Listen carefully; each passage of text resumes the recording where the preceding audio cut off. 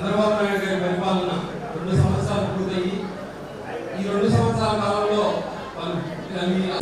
మన వైఎస్ఆర్ కాంగ్రెస్ పార్టీ తరఫున ఈ 2 సంవత్సరాల కాలంలో ఈ కూటమి ప్రభుత్వం చేసింది ఏమీ లేదు సమాయత్తం చేసి ప్రజలకు వెళ్ళి ఈ సందర్భంగా మీకు అందరికీ ఒకే విషయాన్ని నేను పదే పదే ముఖ్యంగా తెలియజేసుకుంటున్న కాలంలో తెలుగుదేశం వాళ్ళు చేసిన ప్రజలకు ఇచ్చిన హామీలు నెరవేర్చకపోవడానికి ఇవన్నీ కూడా మనం ఇక్కడికి వచ్చిన వాళ్ళందరం పూర్తిగా అవగాహన పెంచుకోవాలి. ఎందుకోసం అంటే వైఎస్ఆర్ ఇక్కడికి వచ్చిన వాళ్ళంతా మన వైఎస్ఆర్ కుటుంబ సభ్యులు వైఎస్ఆర్ కడప నియోజకవర్గంలో ఇక్కడ ఉన్న అందరూ కూడా చాలా ముఖ్యులు కాబట్టి మాట్లాడాలన్నా లేకుంటే ప్రజల్లోకి వెళ్ళాలన్నా ఎవరికైనా ఏదైనా చెప్పాలన్నా కూడా ముందు మనం పూర్తిగా అలాగే జగన్మోహన్ రెడ్డి గారి సందేశం కూడా మనం బాగా చక్కగా వినొచ్చు. ఆయన ఏం చెప్తే స్క్రీన్ పైన దాన్ని డెమో వేసినప్పుడు చాలా మంది అది సరి కాబట్టి దయచేసి కాసింతసేపు మీరు శ్రద్ధగా ఈ మీటింగ్ ఉంటే ఎవరితోనైనా మనం మాట్లాడేదానికి బాగా అవగాహన ఉంటుందని మీ అందరికి తెలియజేసుకుంటూ ఈ కార్యక్రమాన్ని రైతులు ఏం చెప్తారు అలాగే జగన్మోహన్ రెడ్డి గారి సందేశం ఏముంది పార్టీ ఏం చెప్తుందని మనం ముఖ్యంగా సెగ్మెంట్లలో మనం అందరికంటే వెనకాల ఉన్నామని చెప్తే మనకు 85.5 వరకు తీసుకెళ్ళి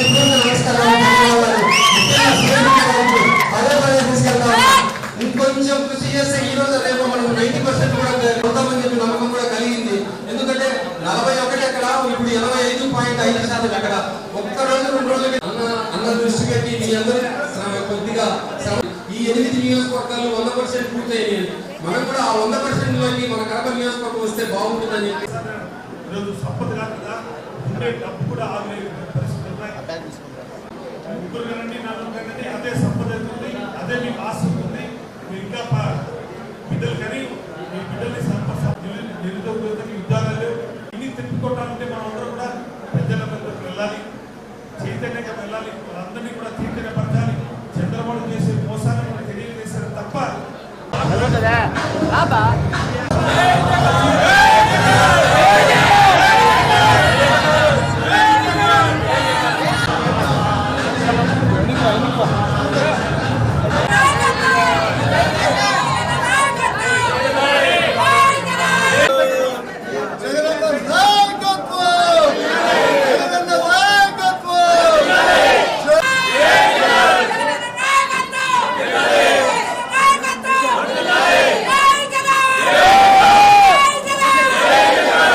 కాంగ్రెస్ పార్టీ పిలుపు మేరకు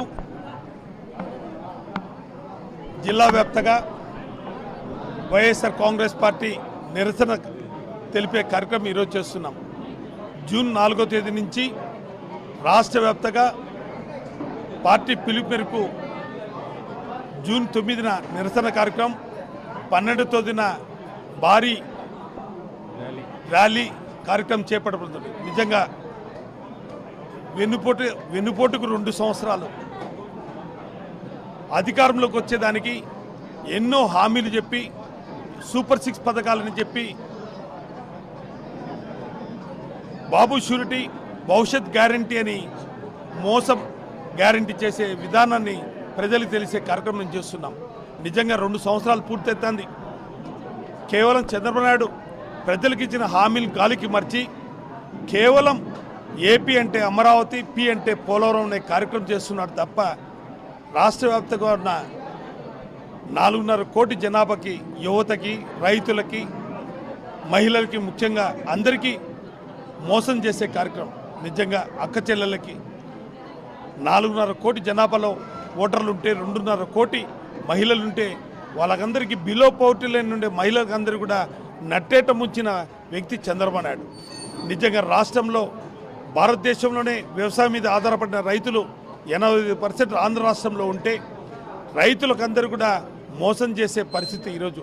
నిజంగా సంవత్సరానికి 20,000 రుణమాఫీ ఇస్తా అని చెప్పి కేంద్రం 7,000, రాష్ట్ర ప్రభుత్వం 20,000 అని చెప్పి ఒక్క సంవత్సరం కూడా రైతులకి రుణమాఫీ చేసిన చరిత్ర లేదు ఈ ప్రభుత్వానికి. నిజంగా అదే కాకుండా యువతకి ఉద్యోగ అవకాశాలు కల్పిస్తానని చెప్పేసి 2 సంవత్సరాల లోపలే 20 లక్షల ఉద్యోగాలు కల్పిస్తానని చెప్పి ఈ రోజుకి 2 సంవత్సరాలు 20 లక్షల ఉద్యోగాలు కదగా ఒక ఉద్యోగం కూడా కల్పించకపోక నిరుద్యోగ భృతికి 4,000 ఇస్తానని చెప్పేసి వాళ్ళకి 2 సంవత్సరాలు ₹1 ఇచ్చిన పాపాన లేదు.